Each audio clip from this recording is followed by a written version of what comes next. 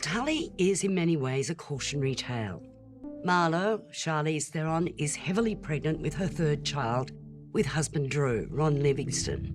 They have a daughter, Emmy, Maddie Dixon Poirier, who's just about to enter an awkward stage, and a son, Jonah, Asher Miles Phallica, who's described as quirky and has special needs. Marlo's brother, Craig, Mark Duplass, who's made good, offers to provide her with a night nanny after the baby's born, but Marlo initially rejects that idea. But the endless demands of baby Mia through the night, the demands of her other children, and the sheer exhaustion make her a woman operating on autopilot and not doing it all that well.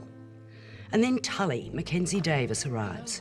She's the night nurse, and it's then that things start to turn around. I'm here to take care of you. I'm just not used to people doing things for me. You're empty. Yeah. No, you're empty on this side.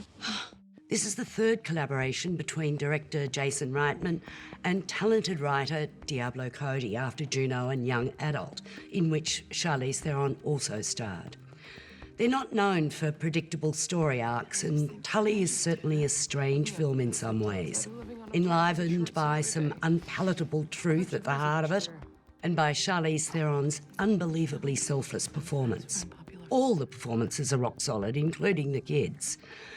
I have to admit to feeling distinctly uncomfortable through a lot of it because I lived it, and it wasn't the most glorious part of my life, as it wasn't for Marlo.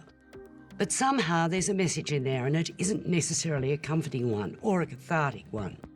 But there's a line in the film that I took to heart that Tully offers to Marlo. You do stuff, and then you'll do it all again. How true. It's a strange little film, isn't it? I've only just seen it really a night or so ago, and it's still sort of perplexing me in all sorts of ways. I can't stop thinking about it. It starts off in some respects as a kind of, well, almost like an Ayn Rand-esque satire on the nanny state. With all sorts of characters chiding our central heroine on the way that she's living her life. Then it turns, when Tully arrives, it turns into an almost magical film, full of many, many strange ideas, some of which verge on the supernatural almost. Yeah. And that part of it is quite enchanting, I think. So it is just ever so slightly confusing.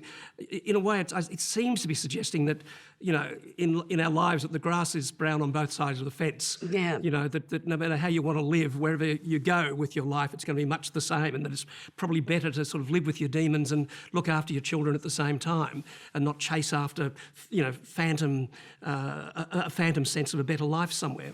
It's hard to know. This film has just lots of ideas in it. Well, it's a very witty script. It's very clever. But yes, it is. It's funny at times, but it's sort of like, it's so, you know, gruesome for me to sort of like go back to those days of walking, you know, the floor at 4 o'clock in the morning with a baby with colic. Oh, yes. It's sort of like, please, I don't want to go back. Well, there's a montage scene that goes on for an entire song. I think it's a Cyndi Lauper song, maybe, in it. There's a lot of popular music used in this very cleverly. And the montage is quite terrifying because all you get is nursing the baby, walking the baby, expressing milk, changing nappies, getting rid of nappies.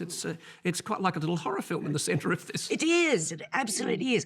But it's also, you know, got that little tinge of existentialism in it, which is, you know, that you can only do what you can do. And, you know, I mean, I enjoyed it, but I reacted against it. Look, I think I would give this 3.5 stars. I think I would give it 3.5 as well. I'm here to help you with everything. You can't fix the parts without treating the whole. Yeah, no one's treated my hole in a really long time.